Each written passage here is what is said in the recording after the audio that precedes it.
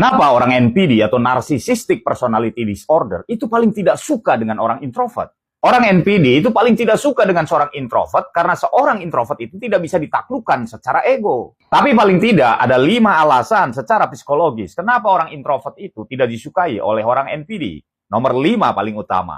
Pertama, introvert itu tidak memberi cermin yang diinginkan NPD.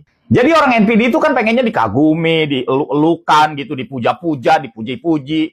Sedangkan seorang introvert itu tidak mudah untuk mengagumi seseorang. Dia lebih baik dia memperhatikan dan dia tidak lantas cepat kagum. Dan sikap itu yang membuat NPD itu merasa tidak dianggap di hadapan seorang introvert. Yang kedua, introvert itu bersikap tenang dan tidak reaktif. Orang NPD itu biasanya selalu ingin mengendalikan emosi orang lain lewat drama-drama toksik, lewat provokasi atau pujian-pujian dia. Sedangkan seorang introvert itu tidak peduli. Itulah yang membuat seorang NPD merasa kekuatannya itu tidak berdaya di hadapan seorang introvert. Ketiga, introvert itu sulit untuk dibaca. Jadi biasanya orang NPD itu akan mencari celah emosional orang lain supaya dia bisa memanipulasi orang itu. Tetapi seorang introvert itu kan pendiam dan reflektif. Jadi seorang NPD akan mati kutu dan tidak berdaya di hadapan seorang introvert.